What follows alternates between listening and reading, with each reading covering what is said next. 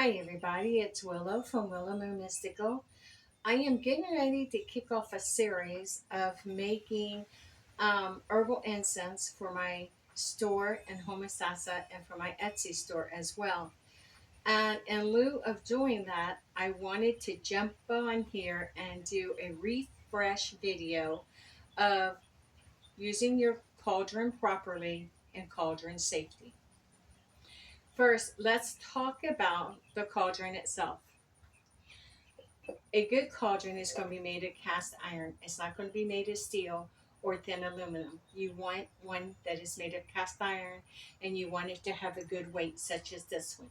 The next thing you want to do is you want to check the seams to make sure that they're even and smooth, and look for any pitting or gaps. I have seen a cauldron fail before, and I don't want to see this happen to anyone else. So your cauldron, this is a good size cauldron to use if you're going to burn incense in it. This is also a heavy cauldron. It should have some good weight to it. You also should be able to lift it and carry it by its handle. The lid is very important and should fit it well, as when you go to put your cauldron out, you can put your lid on it to suffocate the fire, the heated charcoal that's on the inside. So the first thing you're going to need is you're going to need a divot, something like this. This one was a gift to me, but you can also pick up just plain ones or decorated ones over at the Dollar Tree or anywhere else that you might see these. Um, According to the divots that you use or your cauldron tile, you will want a size that will accommodate your cauldron. If you see here, I have my larger cauldron and I have it on a larger divot.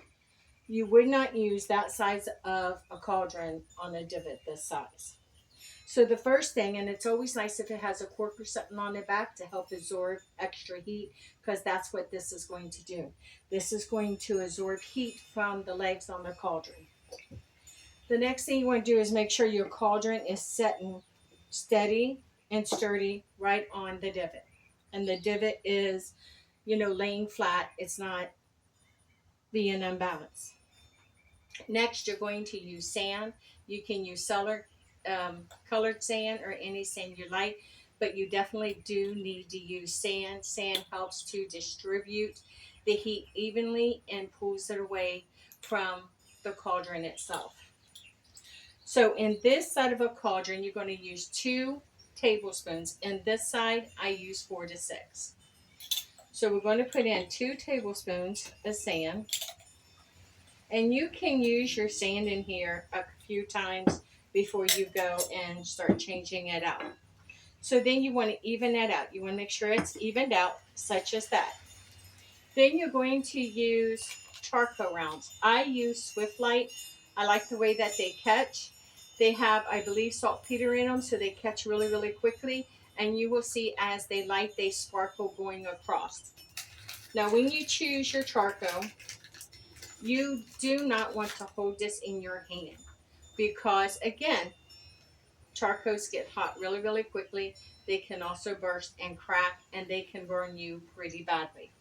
You will want to use something like I use long tweezers or tongs, as it's called, and you can also purchase charcoal tongs as well. So I just gently put pressure on it to hold it in place, and then I will take my lighter, and when I light it, I will light it at the end, and then you'll see it start sparking going across. So I'll light it at the end, such as this. I don't know out here if it's going to let me do that. I'm going to take it down over the cauldron as it's going to start sparking. So as you can see, it will start sparking and they work across. And then you want to place it down inside of your sand. Now, on your charcoal, I'm going to smother this one out. I've already got one going over here. On your charcoal, what you're going to find is one side is round and one side has a divot. You want to set this in this way with the divot on top, because that divot is what's going to hold your herbs. So now that, let me set this one aside since I smothered that out. And I want to bring this one more into the center. There we go. So I've already got my sand in here and I've already got a charcoal. You want to let the charcoal get to a grayish color that lets you know that it is ready. And then you're just going to take your herb mix. This is my favorite healing mix. It is roses and sage and jasmine and lavender and frankincense here. So you just want to take a little pinch. Now for this, I am going to use my tongs. And I'm just going to take a little pinch of it and I'm going to put it right down. And there you go. So you wait until that should burn for a little bit. Don't overload it, okay? You don't want to overload it. That's going to cause your charcoal to gum up and it's not going to give you a nice burn. So just, a pinch of this, about this size will do. Put it down on the charcoal and just, there you go. It's so beautiful. You can fan this to smudge your house as well. But this is for if you're doing spell work or ritual work, this is the proper way of using your cauldron. Now this cauldron's hot. So even picking it up by this and holding it up over the cauldron itself is kind of close and it can get really warm on your hand. And like I said, you don't know when that charcoal might spark. So as that set's already burned out, you're starting to burn out, you can just scoop that to the side and take another little pinch and add on top.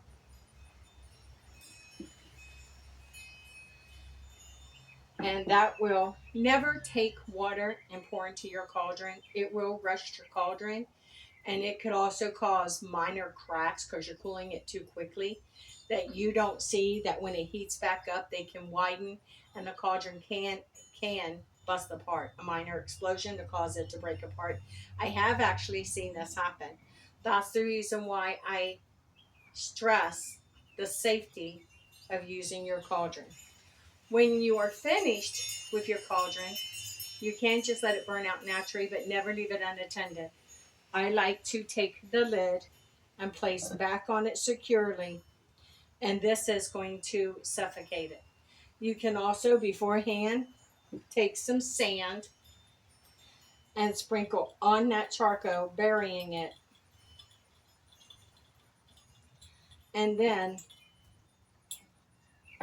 place your lid on.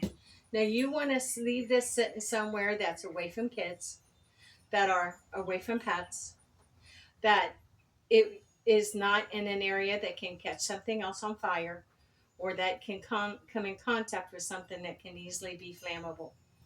You don't want to leave it unattended either. So just stay with it until you know that your cauldron is totally extinguished. And then don't throw the insides out. Leave them there so they'll totally and completely cool down. Once they do, you can crush what is left inside of your cauldron and start adding it to a jar, because this is going to be the start of making your own black salt. Black salt is great for all forms of protection. So, like I said, when you choose your cauldron, choose one that has weight. Check the seams. Make sure there isn't no pitting. Check it for hairline cracks and things to make sure it's safe. When you use charcoal, make sure that you put sand and a correct amount of sand in the bottom. Make sure you use a divot to set your charcoal on. Do not handle the charcoal with your hands because it will be extremely hot and can really burn you badly. Use tongs to handle the charcoal. Use tongs to put herbs in on the charcoal because, again, it's to protect you from burns. When you are finished, put the lid on your charcoal to smother it out. You can also cover it in sand. Never leave a burning charcoal or burning cauldron unattended. Thank you for joining me. Stay forever magical. And if you could, subscribe to my channel, leave a comment, tell me what your thoughts are, push the notification bell, share if you will. Stay forever magical and blessed be.